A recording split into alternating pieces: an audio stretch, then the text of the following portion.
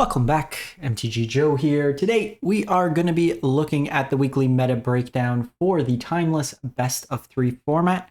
We'll cover best of 1 as well as the other formats throughout the week. Notably, I'm putting a hiatus on standard for the time being until we get rotation.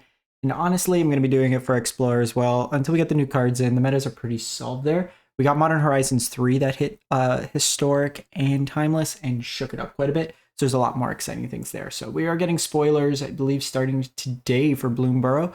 So that should get things exciting. And in a couple weeks, we'll be focusing on standard again in the rotation of decks. But timeless has been pretty wide open as we look at the popularity of the dates, of the games played. We're getting the data from UntapGG, a companion tool that tracks user win rate. Link for Untap is in the video description if you're interested. I'll paste all these deck lists as well in there, so you can copy everything to your heart's content. So looking at the distribution of decks, the ladder just reset, so we are going to be looking Platinum to Mythic for this week's video. As the month progresses, we'll move slowly to just encapsulate only Mythic. But right now, Boros Energy and Mardu Energy take up about a quarter of the meta.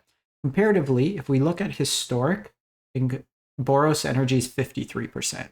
So having some of the balance of just stronger black cards, available sweepers, more control elements, like we'll see in some of the Jeskai decks, stuff like that, do help the matchup a little bit more. Where we're not seeing as much of a disparity in terms of play rate of the decks. Show and Tell just a shade under 10% as well. Dimir Control 7%. It's showing the popularity, but it didn't individually show up until we scrolled quite a way down in terms of win rate. There's a couple users decks that will look from Mythic that are doing pretty well, so we'll focus on that as a Dimir Control deck. It is a very strong deck. It could just be that people are navigating it fairly poorly at the lower ranks. It is a bit of a harder deck to kind of play optimally because it's such a reactive deck. Scam, Rakdos Scam at 6.5, Elementals at 6, Mono Black Scam at 3, and then Jeskai Control at 3. So if we're looking kind of the trend lines, we do see energy continue to be towards the top. It was 22% alone for just the Boros version, but we are seeing an incline in the Mardu version. And we see similar to that, a red, black, splash, white sacrifice version won a historic tournament over the weekend. So we're seeing elements of that as well. So if we're looking at the decks itself, we're going to be looking July 2nd. It's July now, surprisingly, to the 9th, and then Platinum to Mythic rank. We have 11,000 games. Just for awareness, if we change this filter to Diamond, we just dropped to 1,800, which is fairly small for us to kind of get a nice idea of decks. Win rates, obviously, because the population is fairly low, are going to be kind of high. Individuals can run this hot in the format. I have a fairly high win rate with Boros Energy in the 80 to 90% at times. So it's not unusual as well in historic, at least. So Boros Energy, there's a Phlage version without Lurrus companion. Then there's a Lurrus version. The Phlage version right now is the highest win rate, 82%. So we have Phlages full set here. Let me turn that filter off. Fable the Mirror Breaker. What we're seeing now in Timeless and what we've seen in Historic is decks are starting to mainboard Sun Cleanser. So this is a powerful counter to the deck itself. You basically play it for its second ability. Target opponent loses all counters. That player can't get counters for as long as Sun Cleanser is on the battlefield. Well, incidentally, energy are counters, so it stops that. 4 toughness is also notable because it dodges discharge, dodges bolt, stuff like that.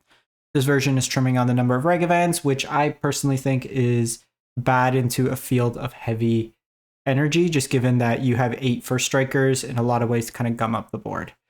We're seeing swords in the mains, the static prisons, 3 galvanic discharge is actually interesting. I'd probably still play the 4. I guess it's bad against control and show and tell. Amped Raptor, Johnny, and then we see the Goblin Bombardment, which is a very powerful. The Elegant Parlors in here, one of Arena of Glory to haste out your Phlage. Sideboard, Swords to Plowshare, more removal, Vexing Bauble against Show and Tell, more Goblin Bombardments for the Mirror, or against heavy removal based decks, you can kind of get that effect. Sun Cleanser for the Mirror, License Source for Graveyard Hate, Blood Moon for greedier mana bases, and then a couple Furies as in the creature mirrors. It's pretty much free value, lets you catch up while you're behind as well. I would probably honestly just From one bombardment, play another Fury, or just play all Furies. Really good in these creature mirrors. We then go to Mardu Energy. So Mardu, 82%. This one looks sweet. Deathrite Shaman in the 1-drop slot. Let's just play really powerful 1-drops. We got Guide of Souls, Oscillates, then the Galvanic Discharge, Static Prison. We have a Stomping Ground for the green abilities, and then just rest this Mardu mana base, similar with the Temple Garden. Chtholian Nightmare to just rebind your threats. You have a single bombardment here, but the full set of Bowmaster is really good into these. You have a lot of 1 toughness in this, so Bowmaster can kind of eat there. Sorin House of Markov as a way with all the incidental life gain. Gets you to flip, gets you another target, and just Extort could kind of deal damage incidentally as well. So cool version there.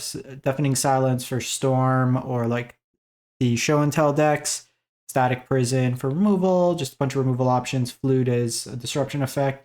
The Rip Apart's an interesting one. It's removal, but then flexibility to have it just have an artifact and enchantment hate as well. Interesting inclusion there. Sun Cleanser for the mirror. Single copies, a little light. I would probably be playing at least another 1 to 2. And Licensors for Graveyard Hate. I think the sideboard could probably be updated. I don't love 4 Deafening Silence. I'd probably just play the Vexing Baubles.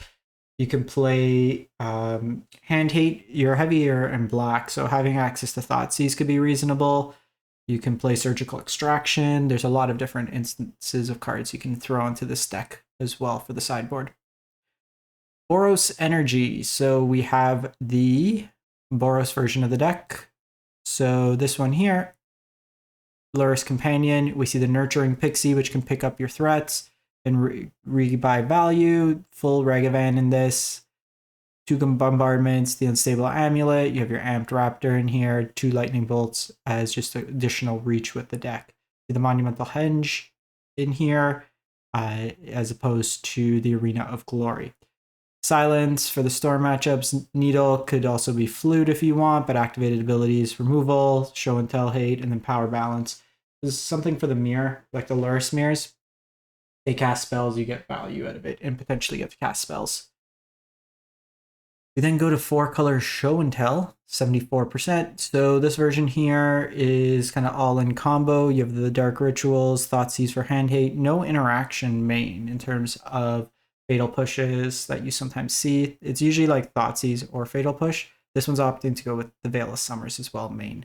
A full-on combo, ideally what you do, Show and Tell and Omniscience, Mastermind's Acquisition, gets you the Approach the Second Sun, you cast another Atraxa and kind of go from there. Sideboard just gives you access to removal, various disruptive pieces, Corrosive Grip for the mirror, Leyline for like the Scam heavy discard decks as well. 4-color Elementals, so 70%. So this one's very much an Elementals deck. So we've had the Beans deck, but this one is looking to go full Elementals. So you have your various, let me take off the filter, Scam pieces, so Fury, Solitude, Omnath. You have Voice of Resurgence. Well, Dimir Control is going to hate this one. Thunderkin Awakening as a reanimation effect. Tangled Florahedron as ramp. You have Vestlark, which can... So when it leaves the battlefield, return 1 target creature with power 1 or less from your graveyard to the battlefield. So it could bring the Thunderkin back. I think that's it, right? This one's a weird... Oh, I guess it brings back Risen Reef as well. You could also play Nissa in this deck. The 3-mana creature one, but you're using the Birthing Ritual to kind of jump in and kind of go into higher. So kind of just like Birthing Pod, but a fixed version. Ephemerate as well with all the evoke creatures on the stack. Kihira makes them think you are blue-white control, and then you smack down a bunch of creatures, which is kind of cool. Chalice as a disruptive piece for 0 or 1 mana. Flutes, Test of Talents for Show and Tell, Endurance for Graveyard Hate, Force of Vigor for Artifact Enchantment Hate, also good against Show and Tell, and then Mystical Dispute as well. So that was a cool one. How many cards am I missing for this one? This one seems like it'd be fun. I am missing a lot of cards. I'm missing 6 Mythics. I'm missing a bunch of the Elementals and some Birthing Rituals. Always fun to see. So then we got Mono Black Scam. So this one here, leveraging the Scam package, Grief, plus either Reanimate, So this one's not going full scam in the traditional sense that you play Not Dead After All or those effects, but it's just a reanimation deck. Troll can be reanimated, Harvester of Misery can be reanimated, Grief can be reanimated on turn 1 to 2. This one, I guess, turn 3. But this is good against the go wide decks of the energy strategy, just sweeping their board. You have the Ring Shieldred for value. We're seeing Consuming Corruption as another removal spell. You have a density of swamps in the deck, so it's just a scalable removal that also incidentally gains you some life. Dark Ritual is a way to kind of get ahead on mana, cheat out things, and then pushes Thoughtseizes Disruption, Bowmaster, Deathrite Shaman all mixed in. You're seeing some utility lands also being able to be fetched, which is Cottage as a way to put cards back into your library, and then Gate of Black Dragon as a Seek effect. Hand Hate, more removal, Disruption, Graveyard Hate, Sweepers, and Harvester of Miseries as more creature effects to kind of deal with the Boros decks. Go to Izzet Tempos. This one's a cool one. So it's kind of like an Izzet Underworld Breach combo deck. So 66% with this one here. So the core of the deck is with Underworld Breach out and some number of Dragon Rage Channelers. You can start kind of looping Mishra's Bauble. If you have Unstable Amulet on the field, this allows you to ping your opponent for every time you cast a card from outside of your hand. So every time you cast a card through Underworld Breach, you get to deal a point of damage to your opponent. So it's kind of like a machine gun. So it's almost like Storm in a way, but your Storm count without having to play a Storm win con. This just naturally provides card advantage as well. Expressive Iteration for card advantage. You have the energy package, bolts in here, brainstorms. Amped Raptor gets you free cast on stuff as well. You're seeing things like the Thundering Falls to help you surveil into effects. Jangantha Companion, which is a little odd only from the sense that you're playing full Fury, so you do have the board out of Jangantha to put the Furies in. Blood Moon versus Greedier mana bases. Malvin Hermit is nice. Early Disruption, and then you can cast from your graveyard even if you mill it over. Lewd and Surgical as more disruptive effects. The one cool thing with Surgicals, you don't actually need mana. You can just keep surveilling and just paying the life provided you have it, and it could build up like more damage in terms of the breach effect. We then go to Rakdos Scam. So this is more the traditional sense of scam. So we have Griefs. We have Not Dead After Alls, we have the Reanimates. So similar kind of ideas to the mono black version, but this one here you have access to red. Fury as removal, Fable to copy your elementals, Shield your no One Ring. So you do lose out a little bit on the card advantage. So you're more a little bit like your opening hand is predicated. So you're not getting as much long-term value. It's more disrupting, stick a threat, and then hope your top decks are better than your opponent. Lightning Bolts, pushes, just a lot of disruptive elements with the deck. Duress is Hand Hate, Meltdown. There's not really artifact decks. Probably wouldn't be playing Meltdown. Surgical's in here. Blood Moon's a Disruption. Skull's Command. Or just very flexible card. You can rebuy your elementals or once they're in the graveyard. Liliana is for the control matchups. Deluge is a sweeper. And Shieldred for the One Ring mirrors or just as a life gain element. We're going to some spicier ones here. Grixis Phoenix, 63%. So you could turn 1, get 3 Phoenixes into play with this deck. So how it works, you Dark Ritual, you strike it rich, make a treasure token on 1, you then use Dark Ritual, you cast Buried Alive, you put 3 Phoenix in the yard, you are odd racing. A lot of just different burn effects here, just proactive. You have Gamble in here as well, which will allow you to kind of find specific effects, hopefully don't discard them, but a lot of the stuff you don't care if it necessarily goes in the graveyard. Cheap kind of card advantage, looting, stuff like that. Bloodghast could come back from your graveyard. You also have Detective's Phoenix, which can be brought back from the graveyard by collecting evidence 6, and then creature gets +2/2 and has flying and haste. So it's a bestow, so it stacks on top. So you can either bestow an Arclight. The timing's a little weird because you're already at combat when this happens, but you could throw it on a Bloodghast or an existing Phoenix that might be there. You have Leyline of Sanctities for the Hand Hate, Perilous Voyage as a way to kind of disrupt static graveyard hate pieces, Thoughtseize for Hand Hate, Surgicals, and Fatal Push. You really just don't want to see Surgical out of your opponent. If they pick off your Phoenixes, it's a little rough. You then go to 4-color Belcher. So this is another deck that can win on turn 2. It is a very interesting deck.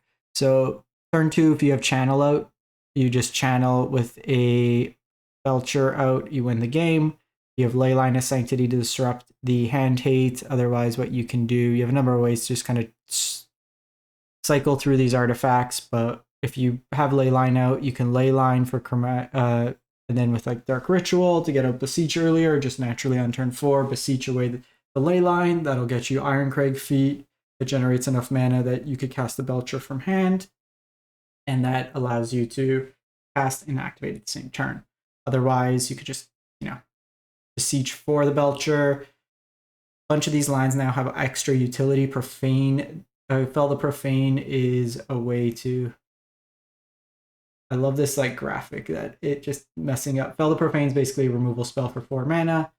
You have Bogart Trawler that can exile the graveyard. So there's a lot of incidental ways as well. Even just Freyalise being a creature can be useful if you need a blocker. So you have that as your combo. Then Pact of Negation for heavy counterspell decks.